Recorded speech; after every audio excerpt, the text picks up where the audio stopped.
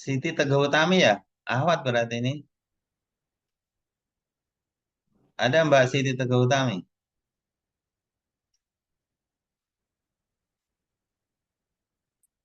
Nurul Farah. Nah, Ustaz, Ah ya, apa Mbak Nurul Farah atau Umi Nur Farah? Apa yang terakhir tadi kamu sampaikan?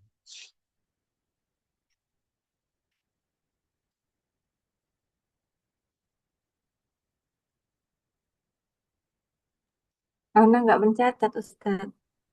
Ya, yang didengar aja, Pak.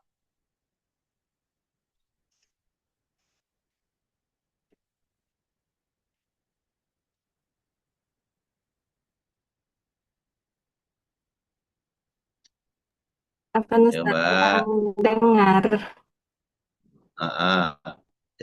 Perhatikan lagi. Nanti kita tanya. Ustaz Muhammad Sabri, Nah, Ustaz. apa yang terakhir Bapak jelaskan tadi, sampaikan. Oh, apa Ustaz? Anak baru gabung, Ustaz. Tadi telat gabung ya, Ustaz. Mas, telat. Ya, apa Ustaz? Telat, Bu. Eh,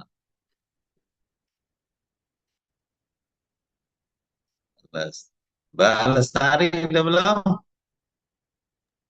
Nah, Ustaz. Mbak Lestari ini kayak memperhatikan dari awal sampai akhir ini. Tadi diantaranya bahasanya semua yang Allah tetapkan untuk kita itu baik. Jadi misalnya saja kalau kita sakit tuh kelihatannya nggak baik, tapi sebenarnya baik. Karena kalau kita sakit, jadinya tidak keluyuran kemana-mana, terus memperbanyak pikir, seperti itu. Ya. Ya, jadi harus disimak semuanya ya.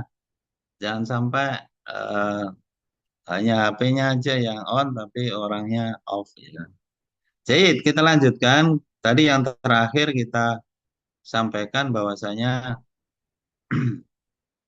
ada tiga adab yang memang harus selalu diperhatikan ya. Jadi ada dalam ilmu itu ada namanya usul, pokok-pokok, ya, intisari. Itu setiap ilmu itu pasti ada yang namanya pokok intisari di dalam setiap ilmu tersebut.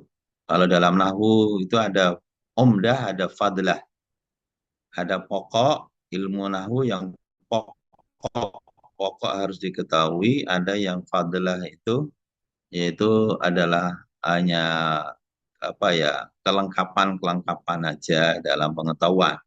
Nah, di dalam ilmu akhlak adab ini pun juga demikian. Ada usul, ada umdah, ada fadlah. Umdah itu pokok, fadlah itu keutamaan, kelebihan. Umpamanya dia tidak paham tentang fadlah, mungkin nggak apa-apa ya kan, tapi kurang sempurna. Nah, umpamanya dia sudah paham tentang umdah, pokok, tentang usul-usul. Maka furuknya dia nggak paham, mungkin eh, kurang sempurna. Tapi diharapkan dalam setiap ilmu itu kita memahami usul dan furuk, umdah dan fadlahnya. Ya, umdah imat itu tiang ya, fadlah itu kelebihan, keutamaan. Maka dari dalam ilmu akhlak ini pun juga ada yang kita sebut kategorikan usul atau umdahnya, yaitu apa? Hablun minallah, ya, hubungan kita sama Allah, adab akhlak kita sama Allah itu pertama. Ini yang termasuk umdah atau usul. Yang kedua adalah hablun ma rasul, hubungan kita bersama Rasul. Itu yang kedua ya. Karena Allah perintahkan ati umma wa ati rasul. Usul yang ketiga di dalam muamalah adab akhlak ini adalah habma'an nas, hubungan kita sama manusia. hubungan kita sama manusia. Tiga pokok ini harus senantiasa kita jaga dalam setiap muamalah kita. Ya, tiga pokok ini harus senantiasa dijaga. Hubungan kita hamba kepada Allah, hubungan kita umat terhadap Rasulnya, dan hubungan kita terhadap manusia. Manusia di sini pun juga kita cari yang pokoknya. Siapa yang pokoknya adalah walidaina, dua orang tua kita. Itu yang pokok. Jadi Imran Waila, dari ulangi apa yang tadi kami sampaikan terakhir. Nah, Ustaz, tentang bagaimana seorang anak yang birrul walidain, Ustaz. Tentang Ya, ada tiga usul tadi, tiga pokok tadi. Omdahnya. anak, salah satunya yang anak tangkap, Ustaz, tentang itu tadi, Ustaz. Oh, yang terakhir, bro. Yang jangan. Ya, Alhamdulillah. Masih nangkap yang terakhir, Jayid. Mbak Lulu. Mana Mbak Lulu ini?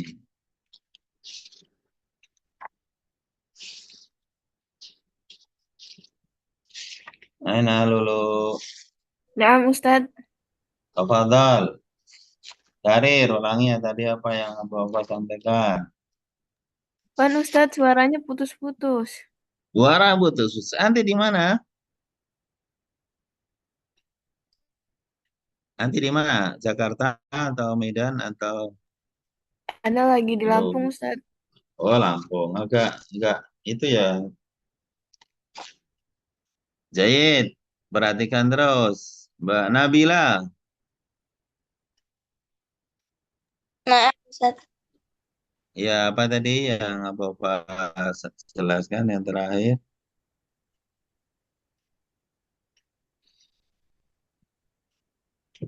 ada 3 pokok Ustaz. Ya, baca biar temannya yang lain apa bisa dengerin.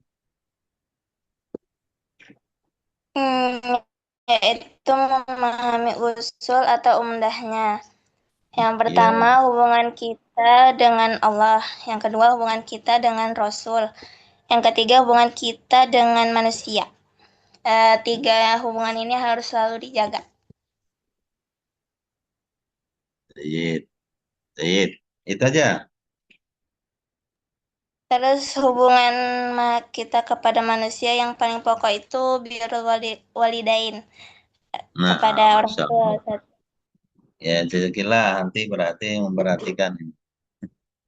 Jahit, kita lanjutkan. Yang lain awas siap-siap. Nanti yang lain ada Nurul, ada Okti, ada Sofi, ya kan. Siti Saida. Maka yang usul inilah yang harus kita jaga ya. Walaupun nanti yang lain ada usul pertama, ada usul kedua ya. Ada umdah awal, umdah tani, umdah talis. Maka yang usul pertama ini dalam muamalah, dalam akhlak adab kita harus kita jaga. Bagaimana kita menjadi hamba Allah yang baik, hamba Allah yang pantas. Bagaimana kita menjadi umat Rasulullah yang pantas. Bagaimana kita menjadi anak, ya, karena yang terakhir itu adalah adab terhadap sama manusia, yang pokok adalah kepada kedua orang tua kita. Menjadi anak yang baik, anak yang pantas. Karena semuanya ada konsekuensi dari apa yang kita lakukan. Kalau kita baik sama Allah, maka Allah akan lebih baik lagi dengan kita. Ya, kalau kita pun juga taat sama Rasulullah, maka Rasulullah pun juga akan berikan syafaat kepada kita. Kalau kita baik sama orang tua, ya kan, maka orang tua pun juga akan lebih baik lagi. Ya. Walaupun salah, tetap kita harus menjadi anak, harus baik ya, kepada orang tua. Jangan dicari kesalahannya aja orang tua. Ya. Itulah yang memang konsekuensi yang ada. Coba perhatikan, kita beramal sedikit, ya kan, Allah lipat gandakan. kita membaca umpama subhanallah bihamdi, subhanallahil adzim, maka itu adalah kalimat yang ringan di lisan, tapi berat di timbangan dan Allah cintai. Ketika kita bersalawat sekali kepada Rasulullah, Rasulullah bersalawat kepada kita 10 kali. Demikian juga ketika kita berkunjung ke orang tua, ya kan? Maka orang tua pun juga Masya Allah mengunjungi kita dengan doanya, ya kan? Dengan ucapan-ucapan yang baik berkali-kali. Maka ayol ikhwah izza, akhlak adab inilah yang pokok. Ilmunya banyak, tapi akhlak dan adabnya belum, maka akan jadi pemberat. Ingat hadis Rasulullah SAW, ya, al-muflisu fina, atadruna manil muflis. Tahukah kamu orang yang muflis, orang yang bangkrut? Orang yang bangkrut dalam konsep agama adalah bukan orang yang nggak punya modal, nggak punya.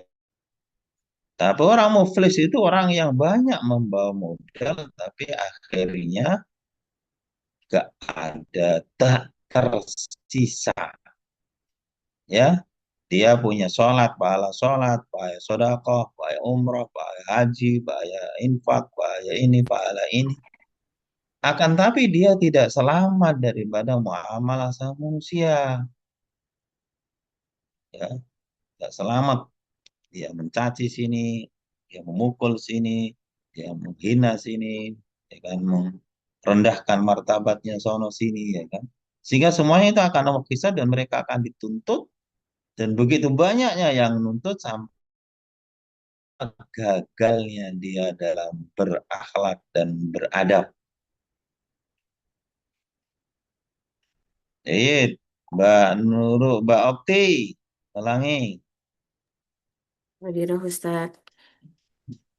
Ya, silakan Mbak Okti, Masya Allah. Sudah sarapan belum? Belum Ustaz. Oh iya, sabar ya. Ya.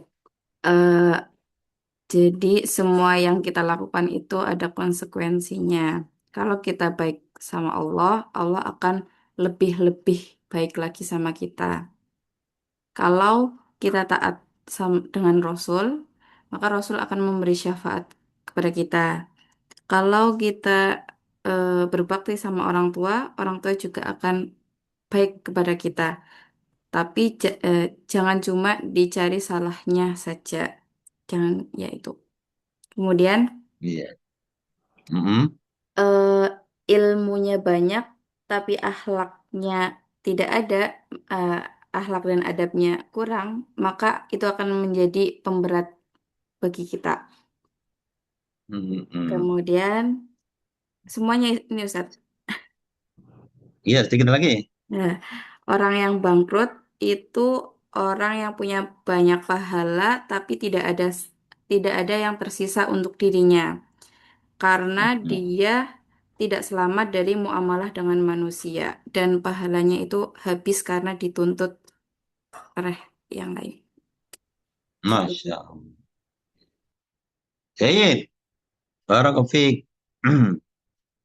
Kita lanjutkan. Maka sekarang pokok ghayatul adab, namanya ghayatul adab Allah. Ghayatul adab, tulis. Ghayatul adab Allah huwa tauhid.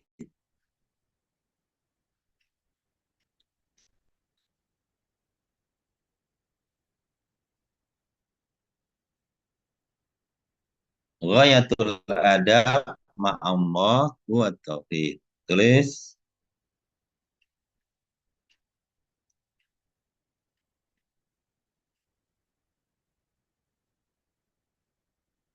Zahra, terakhir apa tadi? Ulangi. Goyatul adab ma'allah wa tauhid.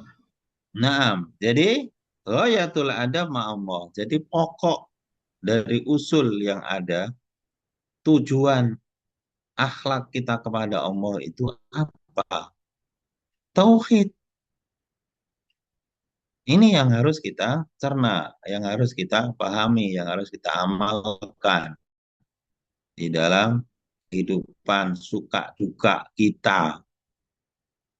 Jangan pas suka aja kita bertauhid. Pas berduka, lupa tauhidnya. Nggak boleh.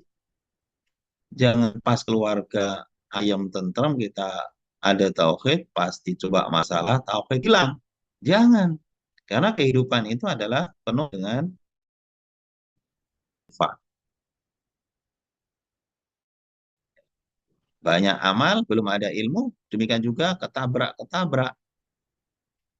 Nah ini, maka kita kuliah singkat-singkat aja, nggak sampai jam 12 ya. Kita hanya sebentar-sebentar. Ini mohon diperhatikan.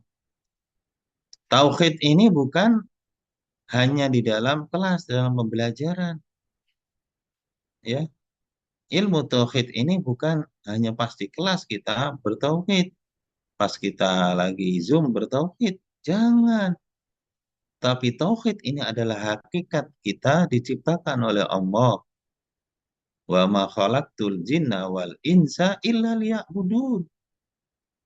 Bahwasanya Allah menciptakan jin dan manusia tidak lain tidak bukan hanya untuk beribadah dengan tauhid. Saat perang tetap harus bertauhid.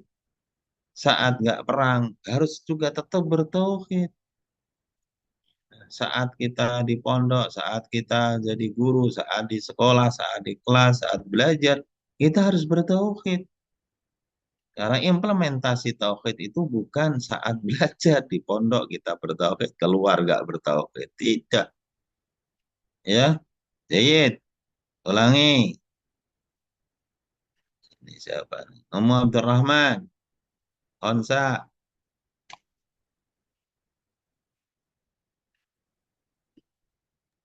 Pokok dan usul dari adab kepada Allah adalah tauhid. Maka tauhid itu tidak boleh hilang baik suka maupun duka karena sejatinya dunia ini penuh dengan ujian. Dan dikatakan juga ayyukum ahsanu amala, siapa yang paling baik amalnya. Maka ilmu tanpa amal tidak akan sempurna, begitu pula dengan sebaliknya. Dan kita semua itu diciptakan karena tauhid, maka tidak boleh kita itu hilang tauhidnya, harus tetap. Sebagaimana dalilnya wa ma khalaqtul jinna wal insa illa liya'budun. Jayid, barakallahu fiik, jazakallah khairan. Jadi ketika akhlak ghayatul adab ma'amah wa tauhid ini terus kita jaga, maka kita akan jadi orang yang akramakum, orang yang mulia, baik di dunia dan di akhirat. Karena Allah telah jelaskan alladzina amanu wa lam yalbisu imanahum bidzulmin ulaika lahumul amnu wa hum muhtadun. Orang-orang yang beriman dan tidak mencampur keimanan mereka dengan kesyirikan, orang bertauhid itu, ya, maka mereka akan Allah jamin keamanan dan mereka akan Allah berikan petunjuk. Masya Allah, begitu nikmat. Dia menjadi suami bertauhid, maka dia akan tetap lurus. Dia seorang istri yang terus menjaga bertauhid, tauhid kepada Allah, dia nggak akan ngeluh terus. Kenapa? Dia yakin kalau rezekinya nggak akan kemana-mana. Ya, itulah kemuliaan orang yang bertauhid. Ya kan, jaga. Ya kan? Nurul Farah, gimana Mbak Nurul ini? Nah, Ustaz, Gimana? Yang terakhir apa tadi Mbak? ketika akhlak terjaga, maka kita menjadi orang yang mulia di dunia dan di akhirat. Allah yang ber- Orang yang bertauhid, Allah akan menjaminkan kehidupannya di dunia dan di akhirat. Itu Ustaz. Ya, barakallahu fiik, Syahid.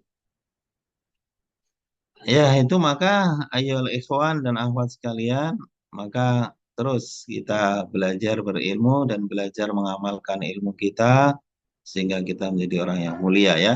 Kita cuma 3 poin ini, jadi paling cuma sampai setengah 10 mungkin udah selesai, ya panjang-panjang. Nanti di konsep, diringkas, ya kan, apa yang kami sampaikan dari awal sampai akhir tadi, kita lihat siapa yang catatannya lengkap, dialah yang memang perlu diberikan eh, apa, berikan kebaikan juga ya. Jadi, maka yang kedua, ghayatul adab ma'ar rasul, ghayatul adab ma'ar rasul huwa al-ittiba wal iqtida.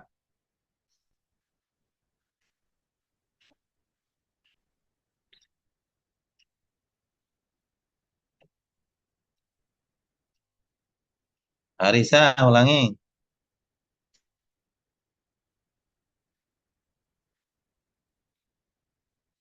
Mana Mbak Arisa ini?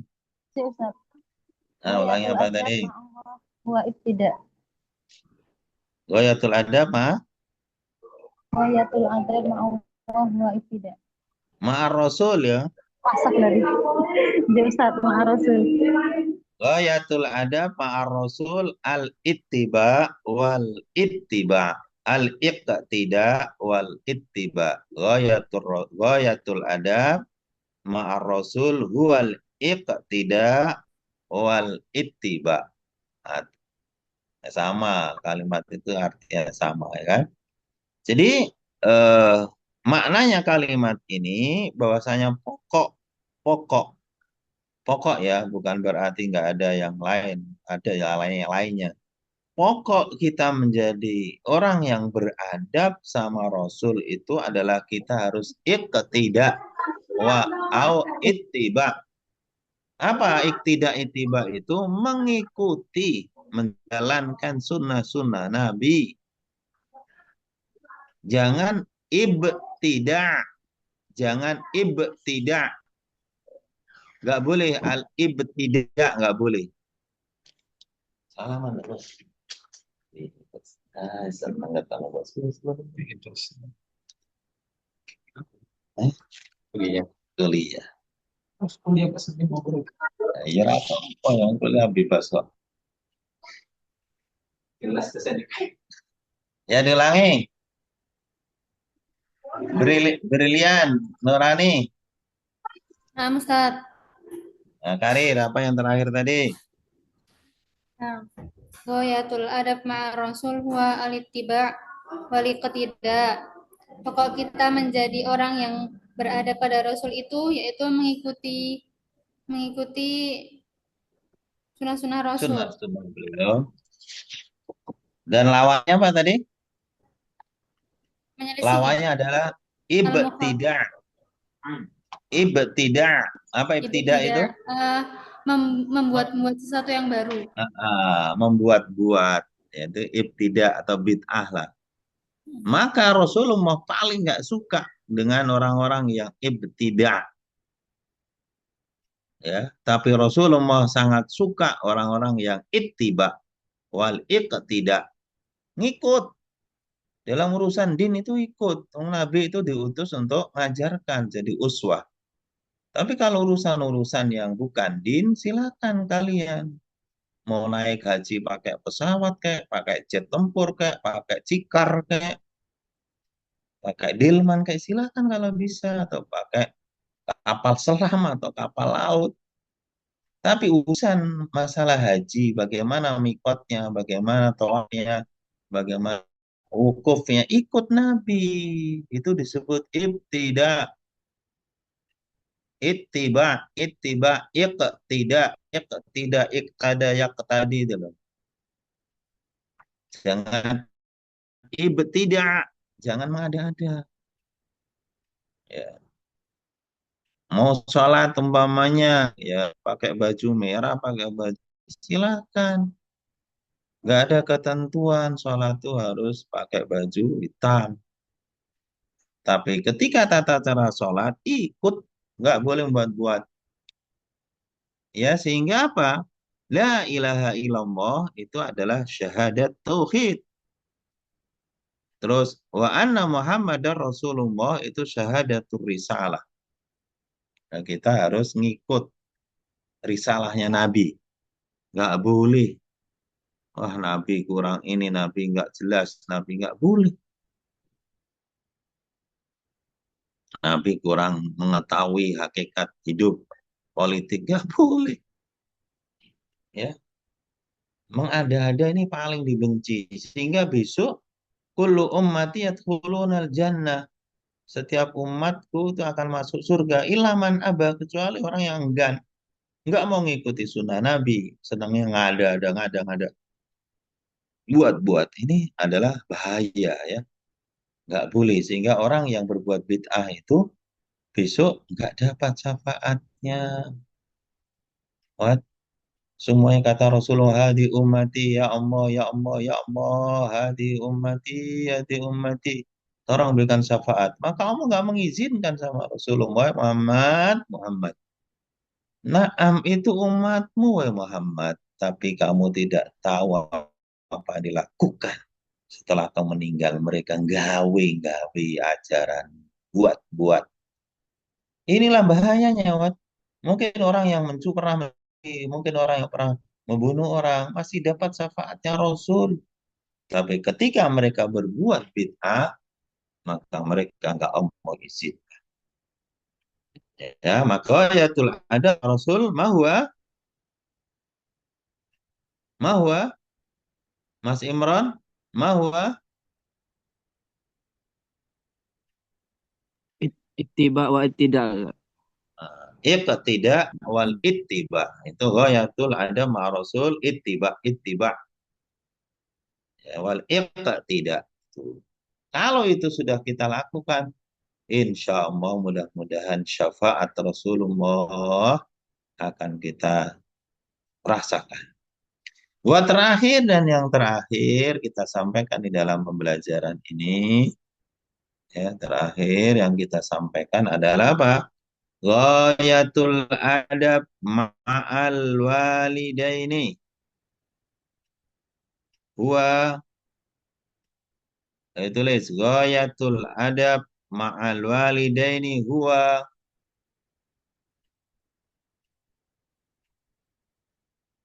husnul mu'amal.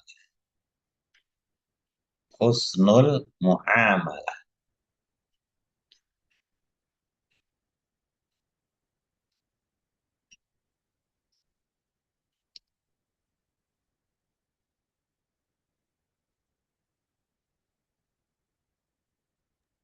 Afan Ustadz, boleh diulangin lagi?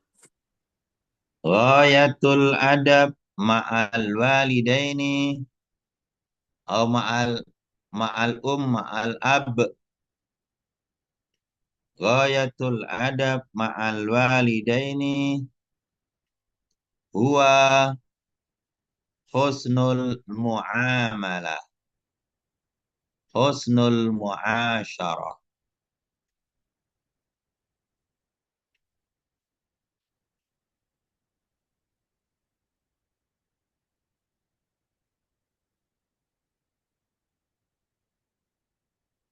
Udah ditulis Mbak Sofi? Mana Mbak? Apa ulangi Mbak Sofi? Hadir Ustadz. Ulangi apa tadi? Wayatul adab ma'al walidaini huwa husnul muamalah atau muasyarah. Ustadz.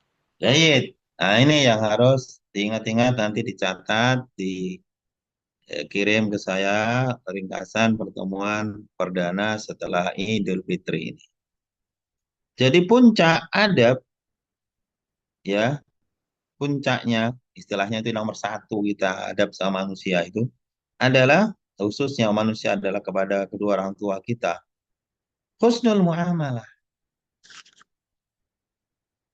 Mau nanti S1, S2, S3 ya kan atau sampai SSS yang tech.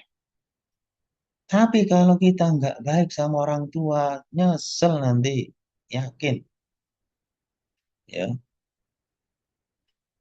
kalau anak nggak baik sama orang tua, nggak husnul muamalah, ya, ridho Allah, ridho walidain. Bahkan Rasulullah jelaskan ya kan, rogi ma'an fufulan, rogi ma'an fufulan, rogi ma'an fufulan. Ya hilang itu hidungnya orang itu, hilang hidungnya orang itu. Kalau anak itu menemukan kedua orang tuanya hidup atau salah satu orang tuanya hidup, kok nggak bisa masuk surga? Waduh, celaka, celaka, celaka. Maka teman-teman sekalian di grup ini mudah-mudahan nanti ketemu kita di surga. Amin. Amin ya rabbal alamin. Maka jaga muamalah sama orang tua. Husnul muamalah ini goyatul adab ma'al walidain. Walaupun anti nggak bisa ngasih duit, nggak bisa beliin baju orang tua, nggak bisa bangunkan rumah. Tapi kalau anti itu husnul muamalah, baik muamalah sama orang tua. Dan ingat ya, orang tua itu bukan hanya orang tua anti yang melahirkan, bapak ibu. Tapi mertua-mertua antum anti itu pun juga orang tua. Yang di sini sudah nikah. Ingat-ingat, yang belum nikah pun juga ingat. Orang tua anti bukan hanya orang tua anti yang melahirkan, tapi mertua antum. Mertua antum itu pun juga orang tua. Kalau antum nggak bisa baik sama mertua, maka bermuhasabahlah sekarang. Banyak-banyak beristighfar, mohon petunjuk kepada Allah. Karena itu termasuk orang tua. Yang perempuan anti mengambil anaknya. Yang ikhwan anti mengambil putrinya. Kok nggak baik sama mertua? Kenapa? Ustadz, mertua kami cerewet. Mertua kami ABC. Itu adalah alasan yang tidak boleh seorang anak itu nggak husnul muamalah sama orang tua kita. Ingat-ingat hadis-hadis Rasulullah dan juga perintah Allah, wa qadha rabbuka alla ta'budu illa iyyah wa bil walidaini ihsana. Ingat itu ahwat, ikhwan, antum mau S1, S2, S3 kalau nggak baik sama orang tua antum masih terhalang masuk surga. Ya, maka diperhatikan di sini karena akhlak bukan hanya ceramah, tapi akhlak harus betul-betul kita amalkan. Ketika kita mengamalkan butuh perjuangan. Nah, ego-ego itu hilangkan. Kenapa orang tua nggak minta apa-apa, tapi jadilah anak yang baik. Nggak bisa kita berkunjung dengan fisik kita, berkunjunglah dengan lisan suara kita. Nggak bisa kita ngasih apa umpamanya oleh-oleh A, B, C. Kasihlah dia dengan penghormatan baiknya kita. Itu yang harus kita pahami. Kenapa seorang muslim ahli sunnah wal jamaah itu adalah kata Rasulullah orang yang paling baik di dunia. Jangan dibalik ya. Ingat-ingat. Ya kan, orang yang paling baik akhlaknya itu orang ahli sunnah wal jamaah. Lebih khusus lagi orang salafus saleh. Orang yang mengikuti manhaj salaf. Jangan dibalik. Jangan sampai orang salaf malah apa? Enggak baik akhlaknya. Itu aja awat ikhwan sekalian yang bisa kami sampaikan di pertemuan yang singkat ini. Kita kuliah nggak suwe-suwe ya. Kan tapi mudah-mudahan bermanfaat. Ya, dirangkum apa yang kami sampaikan tadi. Nanti dikirim lewat grup ya kan. Mudah-mudahan menjadi hamba Allah yang baik dengan tauhid kita. Menjadi umat Rasulullah yang baik dengan kita selalu ittiba. Dan mudah-mudahan kita menjadi anak yang baik dengan selalu husnul muamalah kepada kedua orang tua kita. Wassalamualaikum warahmatullahi Muhammadin wa ala alihi wa sahbihi ajma'in. Subhanakallahumma Bihamdika asyhadu an la Astaghfiruka wa atubu Wa bihamdika asyhadu an la ilaha illa anta wa atubu ilaih. Yang tidur teruskan tidur. Jangan ya. Mau tidur lagi ya kan. Yang bekerja lanjutkan kerja. Yang mau gendong anak lanjutkan gendong anaknya ya kan. Yang mau nyayang suami istrinya lanjutkan. Wassalamualaikum warahmatullahi wabarakatuh. Waalaikumsalam warahmatullahi warahmatullahi wabarakatuh. wabarakatuh. Jazakallah khair Ustaz. Khairan Ustaz. Wa iyyakum wa iyyakum.